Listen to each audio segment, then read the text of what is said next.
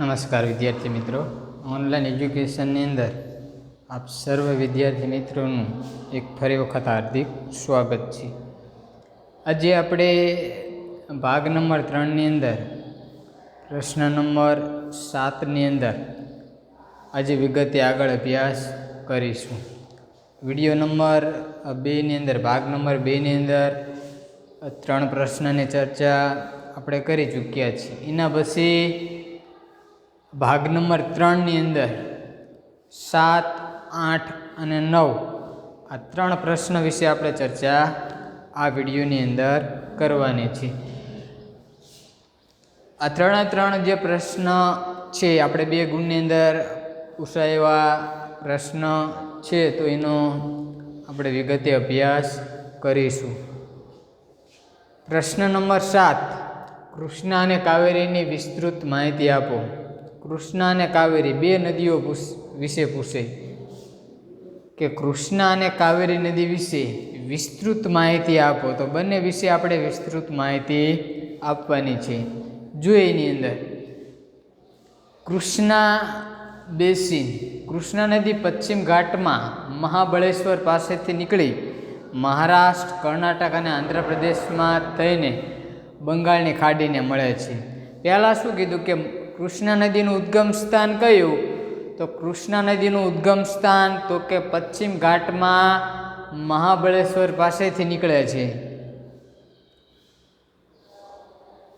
બીજું તો કે મહારાષ્ટ્ર, કર્ણાટક અને આંધ્રપ્રદેશમાં થઈને બંગાળની ખાડીને મળે છે. જો અહીંયા પ્રશ્ન એવો પણ પૂછાય કે કૃષ્ણા નદી કયા સમુદ્રને અથવા કયા મહાસાગરને મળે છે, તો કૃષ્ણા નદી આવશે આપણે બંગાળની ખાડીને. આપણને અહીં થાય એનું ઉદ્ગમ સ્થાન તો અરબ સાગર તરફનું હોય, પણ શા માટે કૃષ્ણા નદી છે એ બંગાળની ખાડીને મળે છે? તો કે એનો ઢાળ છે એ બંગાળની ખાડી તરફ છે. એટલા માટે ખાસ કરીને કૃષ્ણા મોટાભાગની દક્ષિણની મોટાભાગની જે નદીઓ છે એ બંગાળની ખાડીને મળે છે, માત્ર નર્મદા અને તાપીને બાદ કરતા. જોઈએ એની અંદર બીજું કે તેની લંબાઈ આશરે 1400 કિમી છે અને કોયના, ભીમા, ઘાટપ્રભા, મુસી, ચંદ્રપ્રભા, તુંગભદ્રા વગેરે તેની શાખા નદીઓ છે. અહીંયા બીજું શું કીધું કે કૃષ્ણા નદીની લંબાઈ કેટલી છે? તો કૃષ્ણા નદીની લંબાઈ છે 1400 કિલોમીટરની છે. એના ઉદ્ગમ સ્થાનથી લઈને એ બંગાળની ખાડીને મળે છે ત્યાં સુધી તેનું અંતર એ કેટલું છે? તો કે 1400 કિલોમીટર. બીજું એવું કીધું કે એની શાખા નદીઓ કઈ કઈ છે? તો કે કોયના, ભીમા, ઘાટપ્રભા, મુસી, તુંગભદ્રા વગેરે તેની શાખા નદીઓ છે. આમાંથી પણ વિકલ્પ તરીકે પણ પ્રશ્ન પૂછાય કે કૃષ્ણા નદીની લંબાઈ કેટલી છે? તો આપણે યાદ રાખવાનું છે 1400 કિલોમીટર. અથવા એવું પણ પૂછાય કે કૃષ્ણા નદીની શાખા નદીઓ કઈ કઈ છે? તો કે કોયના, ભીમા, ઘાટપ્રભા, મુસી અને તુંગભદ્રા. આ બધી એ કૃષ્ણા નદીની કેવી નદીઓ છે? શાખા નદીઓ. કૃષ્ણા નદી એક મુખ્ય નદી છે કે જેને આ બધી શાખા નદીઓ મળે છે. તેનું બેસિન ક્ષેત્ર મહારાષ્ટ્ર, કર્ણાટક અને આંધ્રપ્રદેશમાં છે. આ કૃષ્ણા નદી છે કયા કયા રાજ્યમાંથી પસાર થાય છે?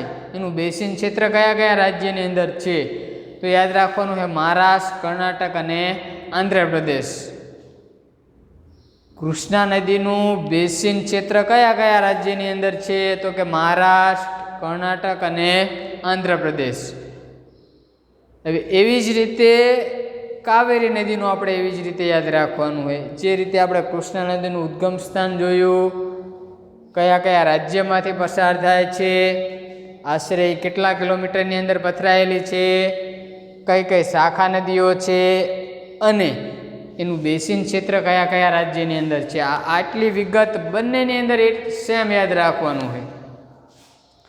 જોઈએ એની અંદર કાવેરી નદીની અંદર કાવેરી નદી કર્ણાટકમાં પશ્ચિમ ઘાટની બ્રહ્મગીરી શ્રેણીમાંથી નીકળે છે અને તમિલનાડુમાં થઈ બંગાળની ખાડીને મળી જાય છે. ઓલા કણે શું હતું? પશ્ચિમ ઘાટના મહાબળેશ્વર હતું. અહીંયા તો કે કાવેરી નદી કર્ણાટકમાં પશ્ચિમ ઘાટના જે બ્રહ્મગીરી પર્વત શ્રેણીમાંથી તેનું ઉદ્ગમ સ્થાન છે. નીચે તમિલનાડુમાં થઈ નીચે બંગાળની ખાડીને મળે છે. આ પણ યાદ રાખવાનું. કાવેરી નદી કોને મળે છે? તો કે બંગાળની ખાડીને. ઉદ્ગમ સ્થાન કયું? તો પશ્ચિમ ઘાટની બ્રહ્મગીરી પર્વત શ્રેણી. એના પછી તેની લંબાઈ આશરે 760 કિમી છે. અમરાવતી, હેમાવતી, ભવાની, કાલિની વગેરે તેની શાખા નદીઓ છે. ઓલાની અંદર પણ આપણે એવી જ વાત કરી હતી કે કૃષ્ણા નદી આશરે 1400 હોય, ત્યાં કેટલી થઈ જાય? 760. કાવેરી નદીની લંબાઈ કેટલી છે? તો કે 760. કાવેરી નદીની શાખા નદીઓ કઈ કઈ? તો કે અમરાવતી, હેમાની, ભવાની, કાલિની વગેરે શાખા નદીઓ છે. કોની શાખા નદીઓ? તો કે કાવેરી નદીની શાખા નદીઓ. એ પણ આપણે યાદ રાખવાનું છે. એના પછી જોઈએ તેનું બેસિન ક્ષેત્ર કેરળ, કર્ણાટક અને તમિલનાડુમાં ફેલાયેલું છે. કાવેરી નદીનું બેસિન ક્ષેત્ર કયા કયા રાજ્યની અંદર છે? તો કે કેરળ, કર્ણાટક અને તમિલનાડુ. ઓલાની અંદર મહારાષ્ટ્ર, કર્ણાટક અને આંધ્રપ્રદેશ હતું. આની અંદર આવશે કેરળ, કર્ણાટક અને તમિલનાડુ. જે આપણે કૃષ્ણા અને કાવેરીની અંદર બંનેમાં સેમ જ પોઈન્ટ યાદ રાખવાના. ઉદ્ગમ સ્થાન કયા કયા રાજ્યમાંથી પસાર થાય છે, એની લંબાઈ કેટલી છે, શાખા નદીઓ કઈ કઈ છે અને તેનું બેસિન ક્ષેત્ર કયા કયા રાજ્યની અંદર છે. બંનેની અંદર સેમ યાદ રાખવાનું આપણે. એના પછીનો બીજા પ્રશ્ન વિશે ચર્ચા કરીએ. 8મો પ્રશ્ન, ગોદાવરીને દક્ષિણની ગંગા કહે છે, કારણ આપો.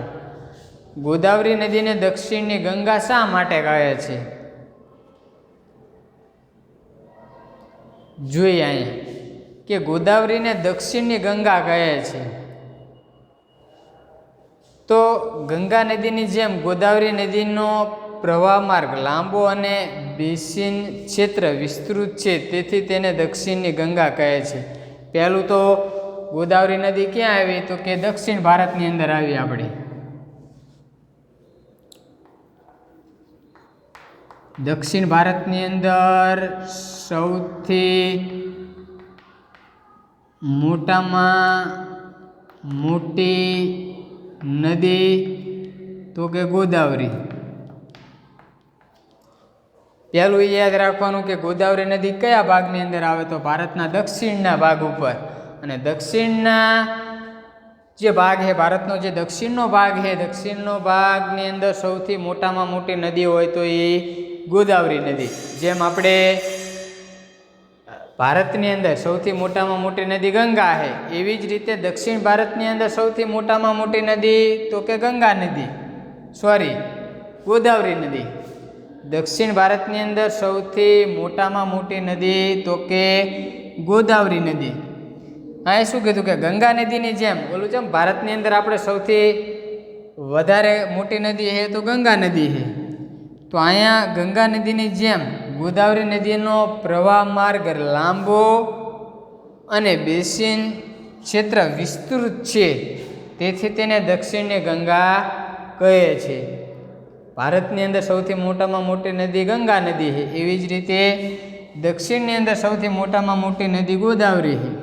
એનો બેસિન ક્ષેત્ર વધારે છે, લંબાઈની અંદર પણ એ સૌથી મોટી નદી, એટલા માટે તેને દક્ષિણની ગંગા કહે છે. બીજું યાદ રાખવાનું, ગોદાવરી નદીની લંબાઈ કેટલી છે? તો કે 1465 કિલોમીટર. આ પણ પ્રશ્ન પૂછાય કે ગોદાવરી નદીની લંબાઈ એ આપ્યું હોય 1465, 1466, 1467 અને 1468.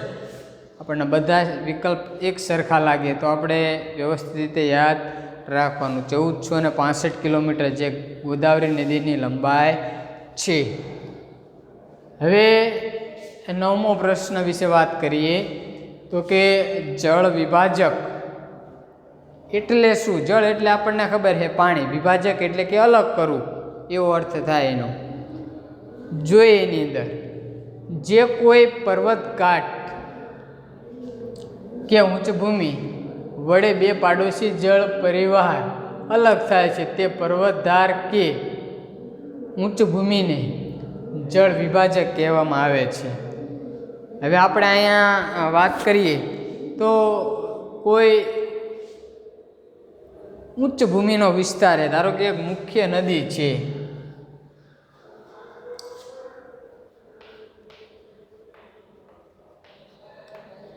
આ મુખ્ય નદી છે કોઈ પણ. હવે આ મુખ્ય નદીની અંદર કોઈ પણ વચ્ચેના ભાગ ઉપર કોઈ પણ ઉચ્ચ ભૂમિનો વિસ્તાર આવી જાય અથવા પર્વતવાળો ભાગ આવી જાય તો આ બંને ઉચ્ચ ભૂમિના કારણે આ બંને ભાગ એ એક અલગ અલગ થઈ જશે. શા માટે? કારણ કે કોઈ પણ નદી વહેતી હોય અને એના ઉપર કોઈ પણ ઊંચાઈવાળો વિસ્તાર આવી જાય તો એ ઊંચાઈવાળા વિસ્તાર ઉપર તો એનું પાણી ચડવાનું નથી. એટલે બે ભાગોની અંદર શું થશે? વિભાજિત થશે. એટલે એ બે ભાગોની અંદર શું કરશે? એ વિભાજિત કરશે.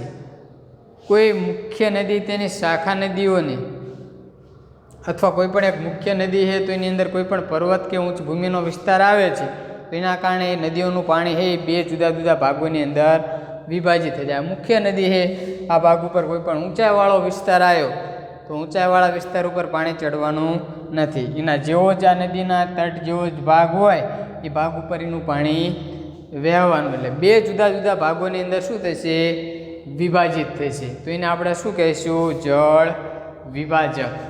એ પણ આપણે યાદ રાખીશું. તો આ ત્રણેય પ્રશ્ન વિશે આપણે ચર્ચા કરી. ત્રણ પ્રશ્ન આપણે વ્યવસ્થિત રીતે પાકા કરવાના છે. એવી જ રીતે એક ગુણની અંદર ઘણા બધા પ્રશ્ન આપણે પૂછાય એવા છે કે ભારતની નદીઓને કેટલા વિભાગોની અંદર વહેંચવામાં આવે છે? તો કે બે. કઈ કઈ બે? તો કે એક હિમાલયની નદીઓ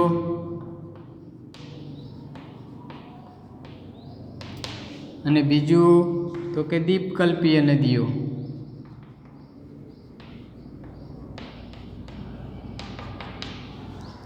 પછી એવું યાદ રાખવાનું કે હિમાલયની નદીઓ કઈ કઈ? તો કે હિમાલયની નદીઓ ગંગા, બ્રહ્મપુત્ર અને સિંધુ નદી. આ બધી હિમાલયની નદીઓ છે કે જે 12 માસી વહે છે. દ્વીપકલ્પીય નદીઓ કઈ કઈ? ગોદાવરી, કૃષ્ણા, કાવેરી. આ બધી નદીઓ કેવી છે? તો કે દ્વીપકલ્પીય નદીઓ છે. માત્ર વરસાદ ઉપર જ આધારિત નદીઓ છે. મોસમી નદીઓ છે કે માત્ર વરસાદ ઉપર જ આધારિત છે. આ નદીઓ 12 માસી નથી. દ્વીપકલ્પીય નદીઓ 12 માસી નથી. તો આવા પ્રશ્ન એની અંદર યાદ વ્યવસ્થિત રીતે આપણે રાખવાની. લંબાઈ યાદ રાખવાની છે. ઉદ્ગમ સ્થાન કયા સમુદ્રને મળે છે એ ખાસ આની અંદર આ પાઠની અંદર આપણે યાદ રાખીશું.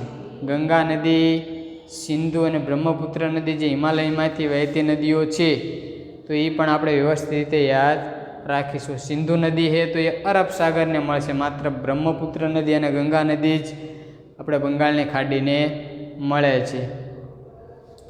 સૌથી વધારે ગંગા નદી છે તો એ ભારતના મોટા ભાગમાંથી પસાર થાય છે. નીચે બાંગ્લાદેશમાં થઈ પશ્ચિમ બંગાળમાં થઈ નીચે બંગાળની ખાડીને મળી જાય છે. તો આવા નાના નાના પ્રશ્ન પણ આપણે નવનીતમાંથી જોઈ પાકા કરી અને લખીશું. તો આ બધા જે પ્રશ્ન આપેલા જ છે 9 પ્રશ્ન સારા અક્ષરે પાકા ચોપડાની અંદર આપણે લખીશું. અસ્તુ. જય ગુરુદેવ.